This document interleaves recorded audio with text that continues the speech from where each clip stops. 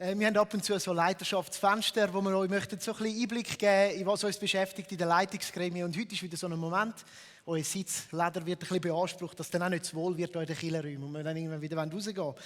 Ich freue mich, dass ich das machen darf. Und ich möchte gerade dort anfangen, wo der Matt aufgehört hat, bei den Finanzen. Wir starten mit den Finanzen und ich möchte euch an dieser Stelle ganz viel Mal Danke sagen für euer mit dabei sein, finanziell im letzten Jahr. Ich weiss auch, nicht nur finanziell, sondern wir sagen das immer, wir gestalten die Kirche miteinander. Ihr trägt an ganz vielen Orten mit, aber insbesondere heute auch finanziell. Herzlichen Dank. Wir haben euch im Verlauf des letzten Jahres immer mal Anteil gegeben an dem, was bei uns steht. Und wir haben das auch sehr ehrlich gemacht. Wir haben darum dann an der Church Night im Herbst auch wirklich aufgerufen und gesagt, hey, wenn ihr mit dabei seid, bitte trägt die Kirche auch mit.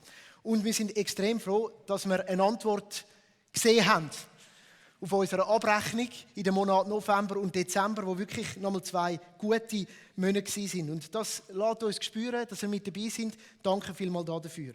Das heisst auch, wir haben das Jahr wieder können, das 23, was die Spende anbelangt, stabil abschliessen. Und uns stimmt das zuversichtlich. Gleichzeitig heisst es stabil auch, wenn ihr merkt, wir haben unser Spendenziel für das 23 nicht ganz erreicht. Und so haben wir jetzt auf das Budget 24 auch müssen ganz gut anschauen und haben versucht, ehrlich anzuschauen, wo wir den Gürtel ein bisschen enger schnallen müssen, sodass wir mit unseren finanziellen Ressourcen gut umgehen können und die am richtigen Ort gut eingesetzt werden können. In diesem Sinn, neben dem herzlichen Dank, auch eine ganz herzliche Einladung, auch im 24, eben grosszügig mitzutragen. Wir sind echt darauf angewiesen, dass wir das machen können, was wir wollen, nämlich ein Ort sein als Kirche, wo die Vision von unserer Kirche spürbar, erlebbar wird. Dass Menschen Gott begegnen können und ihre Leben zum Blühen kommen. Danke vielmals für uns mit dabei sein. Wir werden euch auch hier sicher im Laufe des Jahres auf dem Laufenden behalten.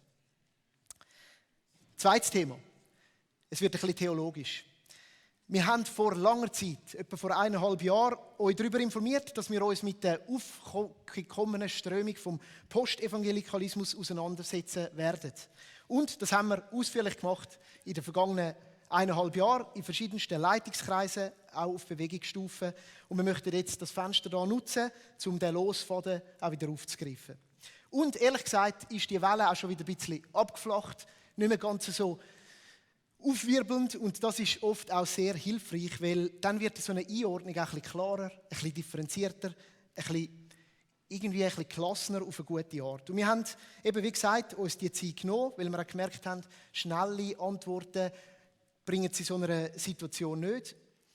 Was wir aber auch sehr schnell gemerkt haben, ist, dass es wichtig ist, wenn es um das Thema Postevangelikalismus geht, dann kommen sehr schnell weitere Themen und Begriffe dazu. Und man muss das ein bisschen weiterführen. Jetzt habe ich eine herausfordernde Aufgabe. Ich muss nämlich heute euch versuchen, in so wenigen Worten wie möglich, aber in so vielen wie nötig, kurz unsere Gedanken dazu zu teilen. Da geht es um Begriffe wie natürlich dann auch Evangelikalismus, Glaubensentwicklung, Glaubenskrisen und so über Begriff Dekonstruktion. Auf 2 von diesen Begriffen möchte ich kurz eingehen. Postevangelikalismus. Was für ein Gespenst ist das?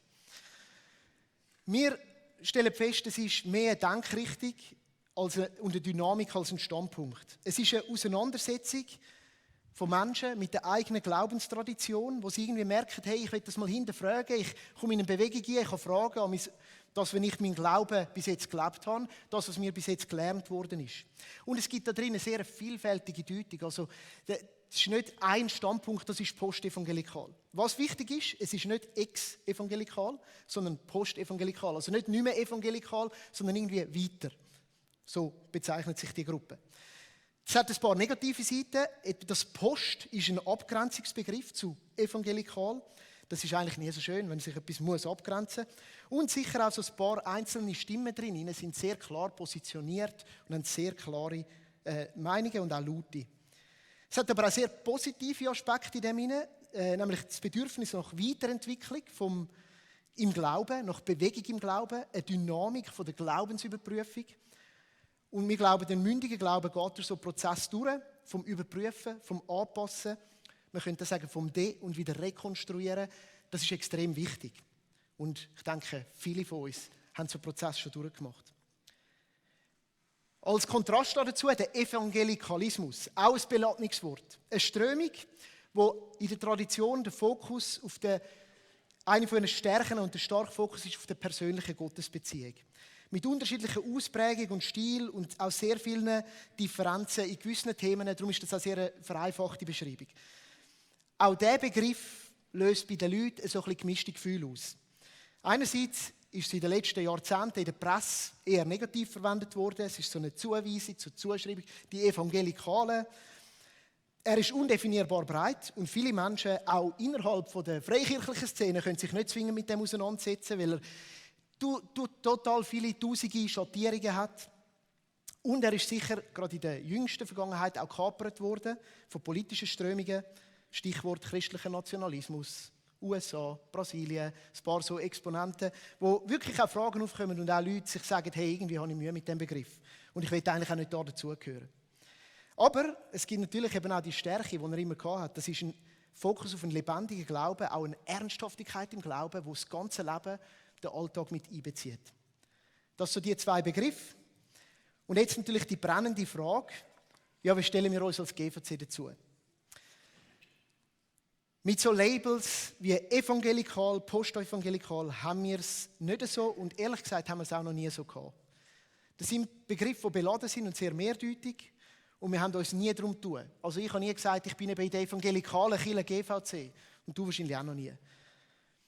Was uns aber extrem wichtig geworden ist in dieser Auseinandersetzung, ist, dass wir etwas schon immer gewesen sind und weiter möchten sein und wir haben uns immer mit dem geschmückt, nämlich eine evangelische Freikirche.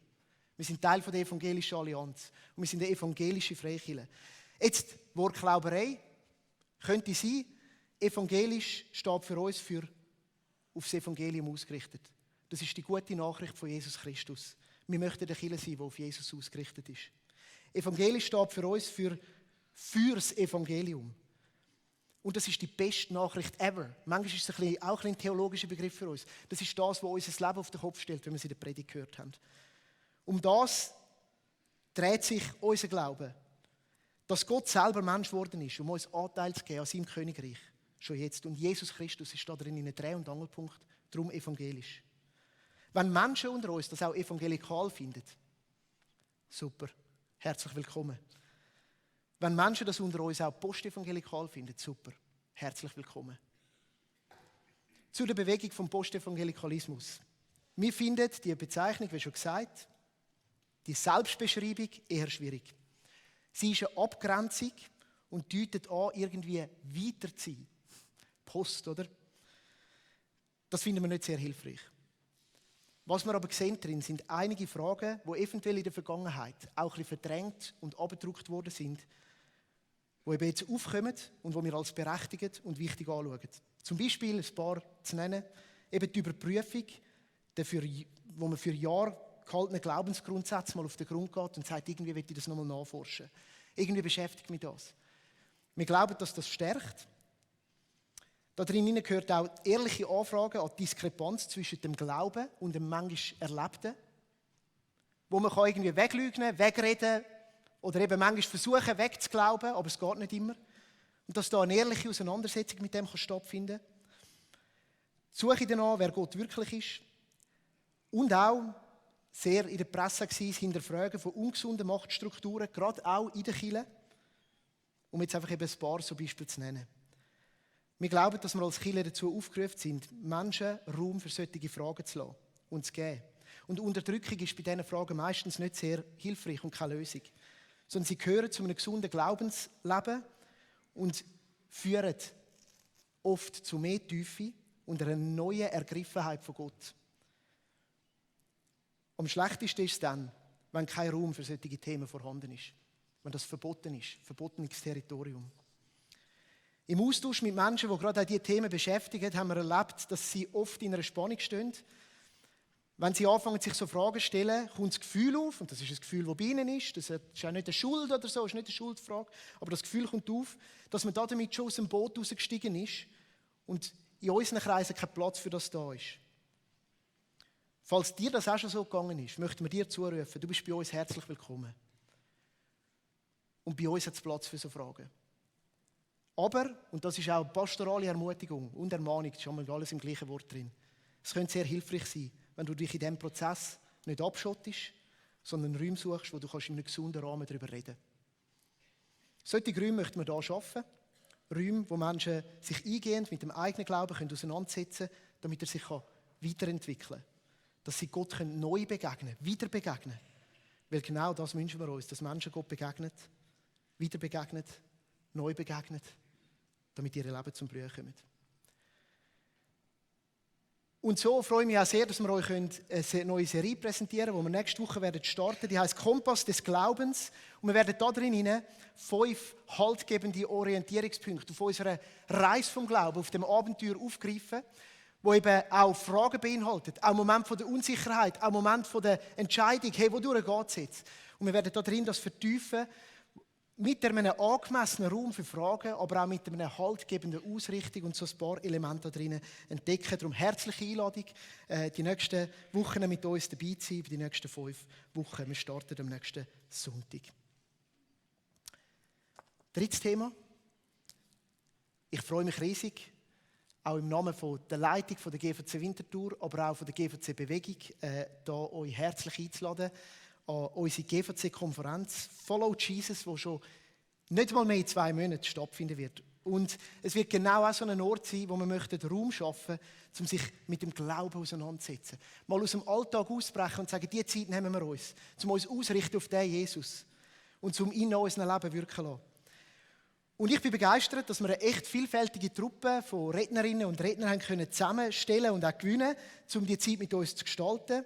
Es sind alles Menschen, die sich nicht in einer Religion oder einem Label verschrieben haben, sondern der Nachfolge von Jesus und uns möchten eurer Erfahrung teilgeben und eurem Reichtum, das sie da drin erlebt haben. Ich persönlich habe vor allem einen starken Bezug zum Thomas Harry. Er ist für mich auch ganz persönlich ein geistlicher Leiter und Begleiter. Seine Stimme inspiriert mich schon seit Jahren, vor allem auch in der ehrlichen Auseinandersetzung mit meinem Glauben. Und hat mich im Leben darum auch schon mega oft befähigt, mein Abenteuer vom Glauben zu meistern. Und ich freue mich darum mega, dass GVC ein bisschen mehr auch von ihm erleben in dieser Zeit. Und lade dich herzlich ein und empfehle dir schwer, das dir irgendwie möglich zu machen, wenn du kannst. Alle Infos dazu findest du auf unserer Webpage. Das wird jetzt eingeblendet sein. Ich glaube, das haben wir einrichten, dass das noch kommt. Jawohl, da auf der Seite. Ihr findet es online in unserer Agenda. Ihr könnt euch dort anmelden. Und wir haben ein Kids-Programm zu gewissen Zeiten, am Samstagmorgen zum Beispiel, damit du auch als Family mit Kids teilnehmen kannst du deine Kinder auch dazu anmelden. Und alle weiteren Infos findest du auch dort. Ich freue mich sehr und ich freue mich, mit euch unterwegs zu sein. Und jetzt übergebe ich wieder an Matt für noch den Abschluss und die restlichen Infos. Danke vielmals.